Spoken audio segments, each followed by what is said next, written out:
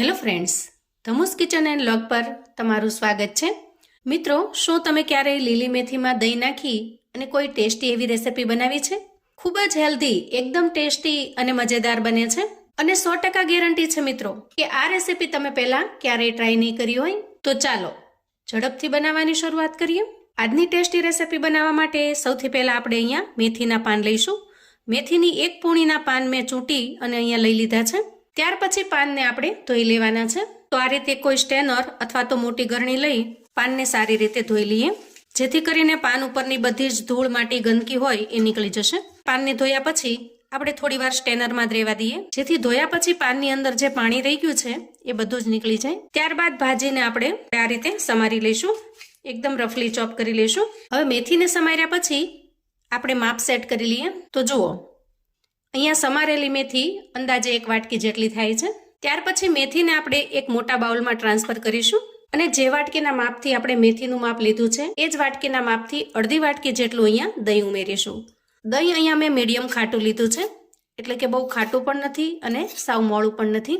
તો અહીંયા 1 વાટકી મેથીની સામે અડધી વાટકી જેટલું દહીં આપણે ઉમેરવાનું છે. હવે દહીં ઉમેર્યા પછી દહીંને આપણે મેથીમાં મિક્સ કરી લઈશું. ત્યાર પછી બાઇન્ડિંગ લાવવા માટે 1 મોટી ચમચી જેટલો ચણાનો લોટ ઉમેરીશું અને 2 મોટી ચમચી જેટલો રવો ઉમેરીશું. રવો એટલે કે સૂજીનો જે એકદમ ઝીણો દાણો આવે છે એ ઉમેરીએ છીએ.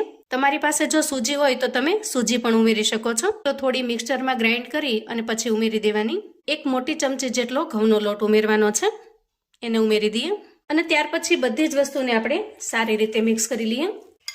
અહીંયા મિક્સ કરતી વખતે તમને મેથીનું પ્રમાણ થોડું વધારે લાગશે, પણ જેમ જેમ વધારાના મસાલા થતા જશે એમ મેથી સરસ રીતે મિક્સ થઈ જશે. વળી મેથીનું પ્રમાણ થોડું વધારે હોવાથી રેસિપીમાં એનો ટેસ્ટ પણ ખૂબ સરસ આવે છે. હવે જુઓ, આ રીતે મિશ્રણ બનાવીને તૈયાર કરી લીધું છે. મિશ્રણમાં આપણે રવો અથવા તો સૂજી ઉમેરેલી હોવાથી એને થોડી વાર માટે રેસ્ટ થવા દેવાનું, જેથી રવો ખૂબ સરસ રીતે ફૂલી જશે અને રેસિપી એકદમ સરસ ફ્લોપી અને ટેસ્ટી બનશે. તો મિશ્રણના બાઉલને ઢાંકી બેટરને 4 થી 5 મિનિટ સુધી રેસ્ટ થવા દઈએ અને ત્યાં સુધીમાં આપણે આજના નાસ્તા માટેની એકદમ ટેસ્ટી એવી ચટણી બનાવી લઈશું. એકદમ ટેસ્ટી અને ચટપટી ચટણી બનાવવા માટે સૌથી પહેલા ગેસ ઉપર એક પેન મૂકીશું અને 1 ચમચા જેટલું તેલ ઉમેરીશું. હવે તેલ થોડું ગરમ થાય એટલે 1 ચમચી આખું જીરું ઉમેરી દઈએ અને 1 ચમચી જેટલી ચણાની દાળ, થોડા લાલ મરચાના ટુકડા ઉમેરીશું અને 2 ચમચી જેટલા શિંગદાણા ઉમેરીએ. હવે સૌથી પહેલા બધી જ વસ્તુને આપણે સારી રીતે સાંતળી લઈએ.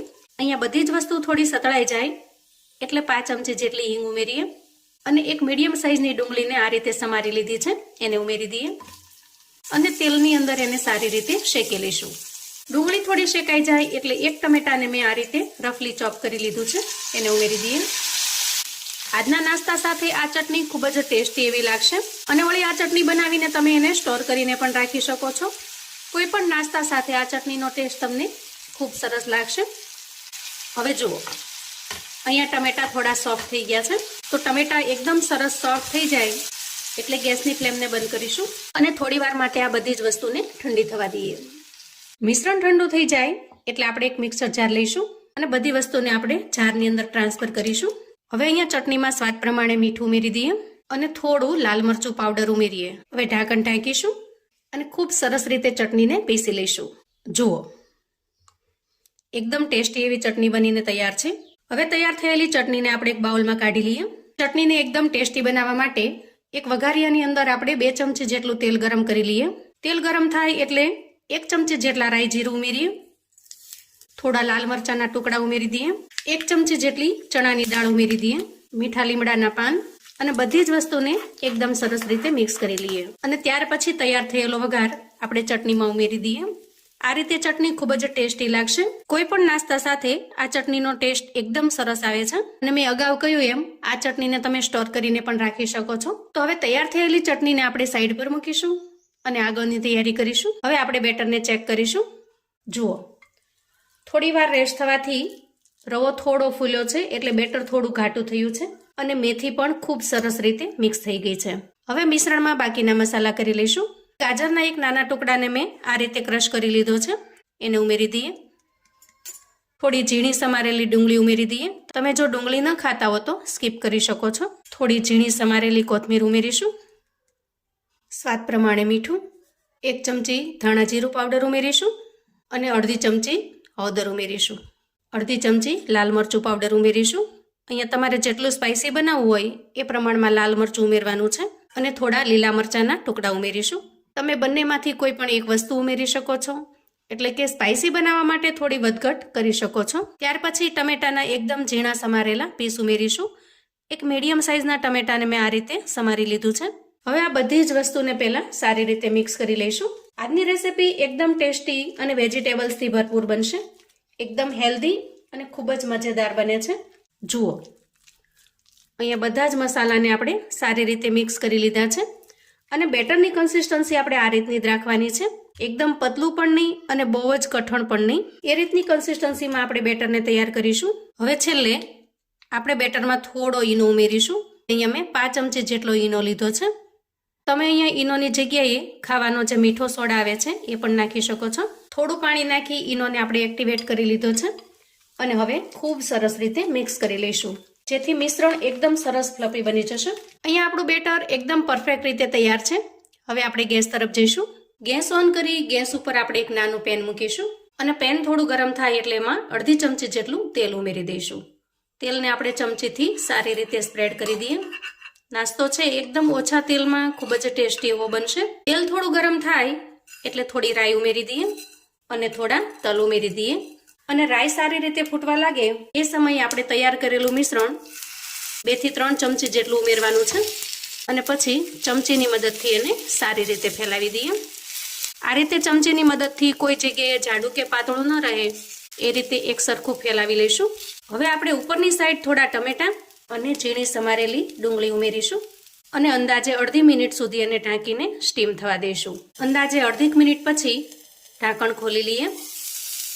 તો જુઓ, અહીંયા ઉપરની સાઈડ છે એકદમ સૂકું થઈ જાય અને એમાં બિલકુલ ભીનાશ ન રહે ત્યાં સુધી આપણે એને સ્ટીમ થવા દેવાનું છે. તો અત્યારે સપાટી છે એકદમ સરસ કોરી થઈ ગઈ છે. તો આ રીતે નાસ્તાની આપણે સાઈડ ચેન્જ કરી લઈએ.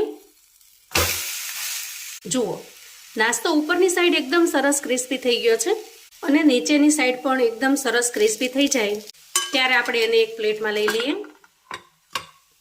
જુઓ, આ રીતે એકદમ સરસ નીચેની સાઈડ પણ ક્રિસ્પી થઈ ગયું છે. હવે જે રીતે આપણે અગાઉનો નાસ્તો તૈયાર કર્યો એ રીતે હું બાકીના નાસ્તા બનાવીને તૈયાર કરી લઉં છું. ખૂબ જ ઝડપથી અને ફટાફટથી તૈયાર થાય છે.